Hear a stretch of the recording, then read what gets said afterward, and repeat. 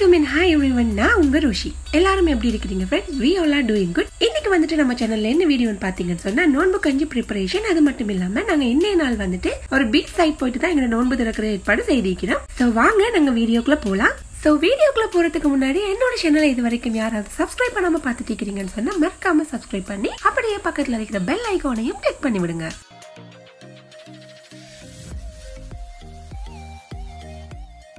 ஃபர்ஸ்ட்டுக்கு நாங்கள் நோன்பு கஞ்சி எப்படி ரெடி பண்ணுறதுன்னு சொல்லி பார்க்கலாம். எந்த அரிசியில் வேணாலுமே நீங்கள் நோன்பு கஞ்சி வந்து ரெடி பண்ணி கொள்ளலாம். பட் இன்னைக்கு நான் வந்துட்டு கீரிசம்பா அரிசியில் தான் நோன்பு கஞ்சி செய்ய போகிறேன். இதுக்காக ஒரு பவுலில் வந்துட்டு ஒரு அரை கப் அளவு அரிசி சேர்த்துக்கொள்கிறேன். கூடவே 1/4 கப் அளவு கடலைப்பருப்பு சேர்த்துக்கொள்கிறேன். இது ரெண்டையுமே நல்லா ஒரு தடவை மிக்ஸ் பண்ணி விட்ட பிறகு வாஷ் பண்ணி எடுத்துக்கொள்ளுங்க. நோன்பு கஞ்சிக்கு கண்டிப்பாக நீங்கள் கடலைப்பருப்பு தான் போடணுமான்னு கேட்டீங்கன்னா அப்படியெல்லாம் எதுவும் இல்லை. உங்களுக்கு விருப்பம்னு சொன்னால் நீங்கள் பாசி பருப்பு சேர்க்கலாம். இல்லாட்டிக்கு இது ரெண்டையுமே மிக்ஸ் பண்ணி கூட நீங்கள் நோன்பு கஞ்சி செய்து கொள்ளலாம். ஒரு 2-3 டைம்ஸ் நல்லா வாஷ் பண்ணி எடுத்த பிறகு பார்த்தீங்கன்னு சொன்னால் தேவையான அளவு தண்ணி சேர்த்துட்டு ஒரு 15 நிமிஷம் வரைக்கும் வந்து நல்லா ஊற விட்டுருங்க. நான் இன்னைக்கு ப்ரெஷர் குக்கரில் தான் நோன்பு கஞ்சி செய்ய போகிறேன். அதுக்காக வேண்டி ப்ரெஷர் குக்கரை அடுப்பில் வச்சுட்டு அதில் ஒரு டேபிள் ஸ்பூன் மாதிரி எண்ணெய் சேர்த்துக்கொள்ளுங்க. எண்ணெய் நல்லா சூடாகினதுமே அதில் வந்துட்டு ஒரு 4 கிராம்பு, 3 ஏலக்காய், ஒரு 3 துண்டு பட்டு, இது எல்லாத்தையுமே சேர்த்துக்கொள்ளுங்க. அதுக்கப்புறமா நாங்கள் கட் பண்ணி வச்சுக்கிற பெரிய வெங்காயத்தோட ஒரு பாதியை வந்துட்டு இது கூட சேர்த்து விட்டுட்டு நல்லா ஒரு தடவை வதக்கி விட்டுக்கொள்ள வேணும்.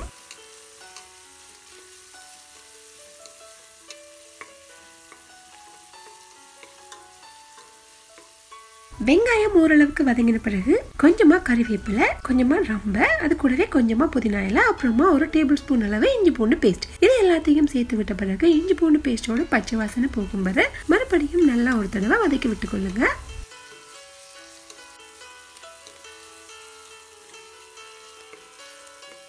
இஞ்சி பூண்டு பேஸ்டோட பச்சை வாசனை எல்லாம் போனதுக்கு அப்புறமா நீல வாக்கில் கீறின ஒரு 3 பச்சை மிளகாய், அதுக்கப்புறமா ஒரு சின்ன தக்காளி, இது ரெண்டையுமே சேர்த்து விட்டுட்டு நல்லா ஒரு தடவை மிக்ஸ் பண்ணி விட்டுக்கிறேன். கூடவே சின்ன சின்ன பீஸா கட் பண்ணி வச்சிருக்கிற பீஃபை வந்து நான் சேர்த்துக்கொள்றேன். நான் இன்னைக்கு வந்துட்டு ஒரு 100-150 கிராம் மாதிரியான பீஃப் வந்து சேர்த்திக்கிறேன். பீஃபுக்கு பதிலாக நீங்க சிக்கன் அல்லது மட்டன் கூட சேர்த்துக்கொள்ளலாம். உங்களுக்கு நான்வெஜ் சாப்பிட விருப்பம் இல்லைன்னு சொன்னா நீங்க வெஜிடபிள் சேர்த்து கூட நோன்பு கஞ்சி ரெடி பண்ணி கொள்ளலாம். நான் இன்னைக்கு பீஃப் கூட கொஞ்சமா வெஜிடபிள் சேர்த்து இந்த நோன்பு கஞ்சி வந்து ரெடி பண்ணி இருக்கிறேன். இதுக்காக வேண்டி நான் கட் பண்ணி வச்சிருக்கிறேன் ஒரு கேரட், அப்புறமா கொஞ்சமா லேஸ், அது கூடவே 6 பல்லு பூண்டு, இது எல்லாத்தையுமே சேர்த்து விட்டுட்டு நல்லா ஒரு தடவை வதக்கி விட்டுக்கிறேன்.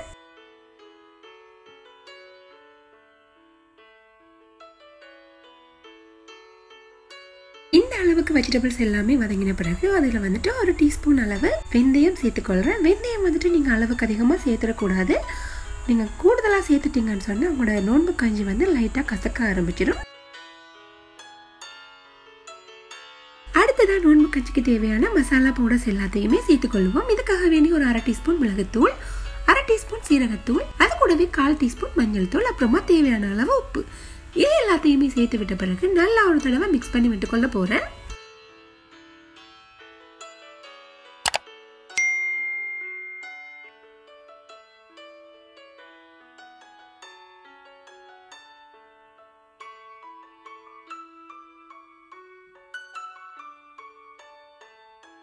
நாங்கள் சேர்த்திக்கிற மசாலா பவுடர்ஸோட பச்சை வாசனை எல்லாம் போனதுக்கு அப்புறமா நாங்கள் ஏற்கனவே ஊற வச்சிருந்த அரிசி, அப்புறமா கடலைப்பருப்பு, இது ரெண்டையுமே சேர்த்துக்கொள்ளலாம். கூடவே இது வேகிறதுக்கு தேவையான அளவை தண்ணி சேர்த்து விட்டுட்டு நல்லா ஒரு தடவை மிக்ஸ் பண்ணி விட்டுக்கொள்றேன். இந்த அளவுக்கு நல்லா கலந்து விட்ட பிறகு ப்ரெஷர் குக்கரில் இட்ட வச்சு ப்ரெஷர் குக்கரை க்ளோஸ் பண்ணி விட்டுட்டு அது நல்லா வேகிற வரைக்கும் விட்டுருங்க. நோன்பு கஞ்சிக்கு அரிசி வேக வைக்கும் போது பார்த்தீங்கன்னு சொன்னா நாங்கள் சாப்பிட்ற சோறுக்கு மாதிரி வேக வைக்காம கொஞ்சம் குழஞ்சு பருவம் மாதிரி நாங்கள் வேக வச்சு எடுத்துக்கொள்ள வேணும்.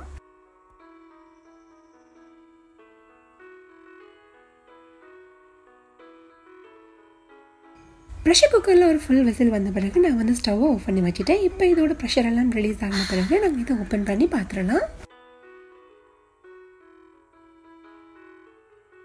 கஞ்சி வேகிறதுக்கு தேவையான தண்ணி சேர்த்துருந்தோம். இப்போ அது எல்லாமே வற்றி இது வந்து நல்லா வெந்து இருந்துச்சு. இதை வந்துட்டு நாங்கள் இப்போ ஒரு அகப்பை வச்சுட்டு லைட்டாக ஸ்மாஷ் பண்ணி விட்டுக்கொள்ளுவோம்.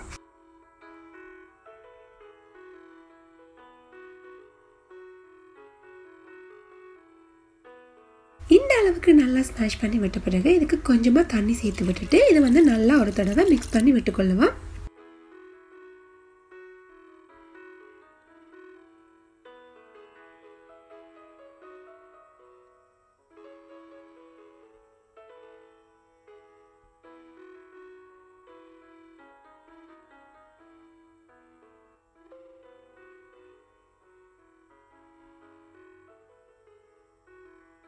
தேவையான அளவு தண்ணி சேர்த்து இது மாதிரி கலந்து விட்ட பிறகு இப்போ நாங்கள் எங்கிட்ட நோன்பு கஞ்சிக்கு தேவையான மெயினான இன்கிரீடியன்ஸான தேங்காய் பாலை நாங்கள் இப்போ சேர்த்துக்கொள்ளுவோம். தேங்காய் பாலை சேர்த்து விட்டுட்டு நல்லா ஒரு தடவை மிக்ஸ் பண்ணி விட்டுக்கொள்ளுங்க.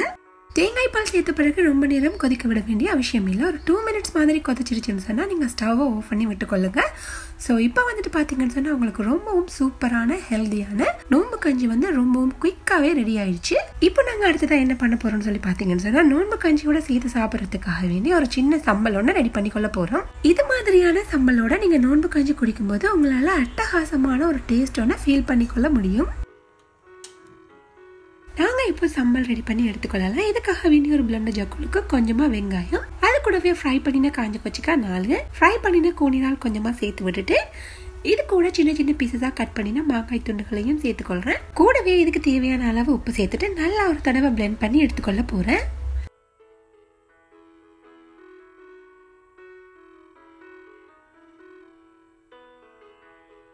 இந்த அளவுக்கு நல்லா அரைச்சி எடுத்த பிறகு இப்போ நாங்கள் துரிய வச்சிக்கிற தேங்காயை சேர்த்து மறுபடியும் நல்லா ஒரு தடவை அரைச்சி எடுத்துக்கொள்ளலாம்.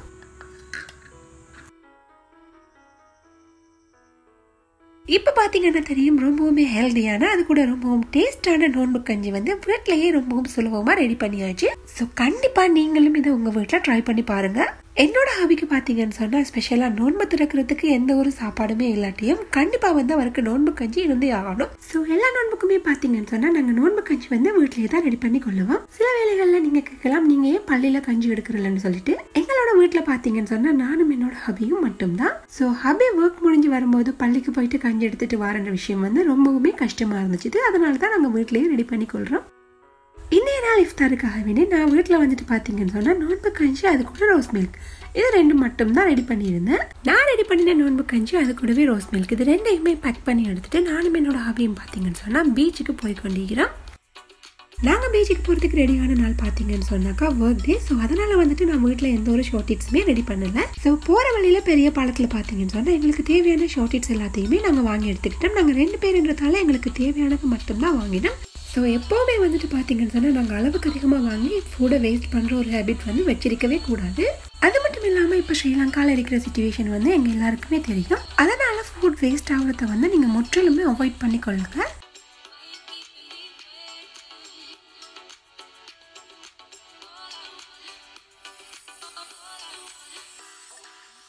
நானும் என்னோட ஹபியும் நோன்பு திறக்கிறதுக்காக வேண்டி பீச்சுக்கு போகிறோம்னு சொல்லியிருந்தேன். பட் எந்த பீச்சுக்கு போகிறோம்னு சொல்லி நான் இப்போ வர உங்கள்கிட்ட சொல்லலை.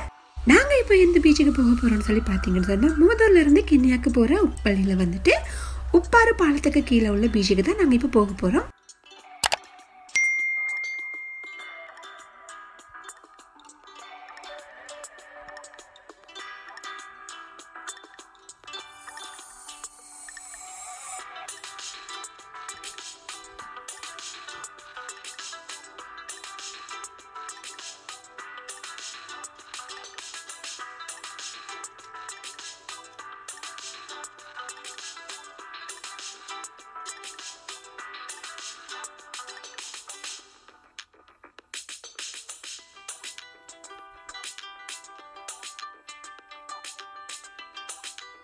இந்த ஏரியாவில் பார்த்தீங்கன்னு சொன்னால் முதல்ல வந்துட்டு ரோட்ல இருந்து கடல் வந்து ரொம்பவுமே தூரமாக தான் இருந்துச்சு. பட் இப்போ வந்து கொஞ்சம் கொஞ்சமாக கடல் அரிப்புக்குள்ளாகி ரொம்பவுமே கிட்ட வந்துருச்சு. ஸோ அதுக்கு பிறகு பார்த்தீங்கன்னு சொன்னால் இந்த ஏரியா வந்து கடல் அரிப்புக்கு உள்ளாகிறத வந்து ஸ்டாப் பண்ணுறதுக்காக வேண்டி இது மாதிரியான கருங்கல்லாலான கல்வேலி வந்து அமைச்சிக்கிறாங்க.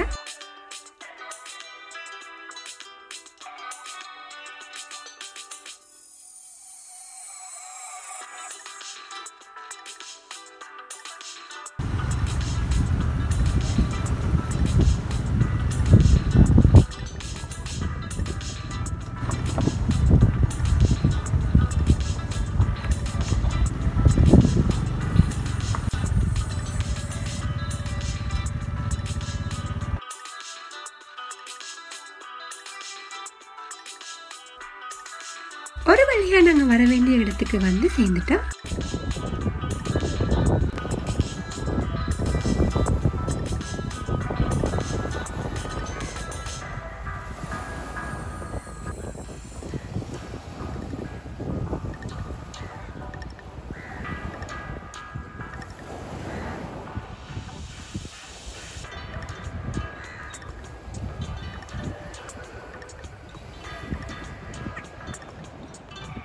ஏரியாவில் வந்துட்டு பார்த்தீங்கன்னு சொன்னால் ஸ்பெஷலாலாம் எதுவும் இல்லை. பட் இங்கே வந்துட்டு கொஞ்சம் ரிலாக்ஸ் ஆகிட்டு போகலான்னு சொல்லி தான் நானும் என்னோட ஹபியும் வந்திருக்கிறோம். அது மட்டும் இல்லாமல் இந்த ஏரியா பார்த்தீங்கன்னு சொன்னால் என்னோட ஹபியோட வீட்டுக்கு போகிற வழியில தான் இருக்குது. ஸோ எங்களுக்கு வந்துட்டு இது வந்து ரொம்ப தூரமாலாம் தெரியலை. ஸோ இஃப்தார் முடிச்ச பிறகு பார்த்தீங்கன்னு சொன்னால் என்னோட ஹபிட் அம்மாவோட வீட்டுக்கும் போயிட்டு வந்துடலான்னு சொல்லி பிளான் பண்ணியிருக்கிறேன். ட்ரெயின்காவை பொறுத்த வரைக்கும் பார்த்தீங்கன்னு சொன்னால் மகரிபுடைய அதான் வந்து 6:15க்கு தான் கேட்கும். ஸோ இப்போ வந்துட்டு பார்த்தீங்கன்னு சொன்னால் 6 மணி ஆயிடுச்சு. அதனால நாங்கள் எடுத்துகிட்டு போயிட்டு இருந்த திங்ஸ் எல்லாத்தையுமே நான் வந்து வெளியே எடுத்து வச்சு இஃப்தாருக்காக வேண்டி ரெடி பண்ணிட்டு இருக்கிறேன்.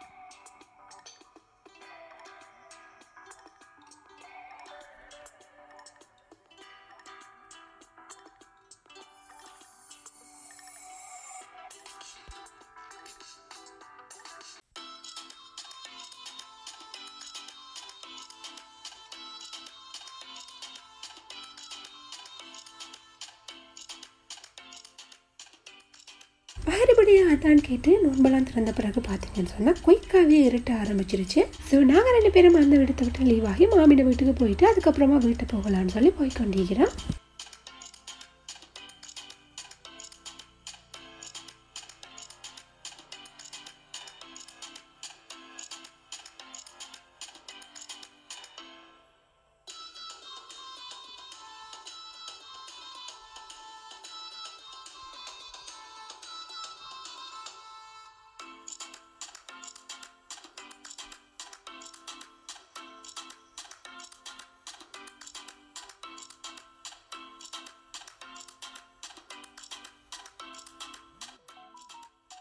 மாமியோட வீட்டுக்கெல்லாம் போயிட்டு வீட்டு ரிட்டர்ன் ஆகும்போது பார்த்தீங்கன்னு சொன்னால் ரொம்பவுமே லேட் ஆயிடுச்சு. ஸோ இதுக்கு பிறகு போயிட்டு சஹர் சாப்பாடு ரெடி பண்ணுறதுன்றது கொஞ்சம் கஷ்டம் தான். அதனால இன்னைக்கு சஹர் சாப்பாடு வந்து கடையில் தான் வாங்கிக்க போகிறோம். எங்களோட சஹர் சாப்பாடு பார்த்தீங்கன்னு சொன்னால் fried rice and grill chicken தான். ஸோ இப்போ வந்துட்டு நாங்கள் இதை சாப்பிட்டு நோன்பும் வச்சாச்சு.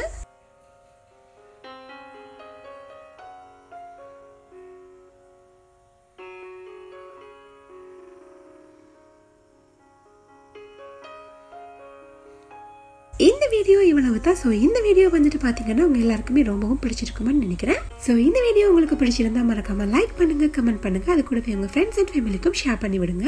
இந்த வீடியோவை பார்த்துட்டு இருக்கிறவங்க எல்லாருக்குமே வந்துட்டு அட்வான்ஸ் ஈத் முபாரக். அது மட்டும் இல்லாம கடைசி வரை பார்த்துட்டு இருக்கிறவங்க எல்லாருக்குமே வந்துட்டு ரொம்பவும் நன்றி. இது மாதிரியான இன்னும் ஒரு இன்ட்ரெஸ்டிங்கான வீடியோவில் உங்க எல்லாரையுமே சந்திக்கிறேன். அது வரைக்கும் பாய்.